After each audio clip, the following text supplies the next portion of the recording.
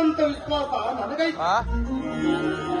ಮುಖ್ಯರ ಜಂಗಲ ಪಂಕ್ತಿಯನ್ನು ಕುಳಿತುಕೊಂಡಿತ್ತು. ತುಪ್ಪ ನೀಡಬೇಕಾದ್ರೆ ಕೇಳಿದ್ರೆ ಇನ್ನೂ ಬಂದಿಲ್ಲ ಅಂತ ಹೇಳಿದ್ರು. ಅದಕ್ಕೆ ಮುಂದೆ ಏನು ಮಾಡಬೇಕು?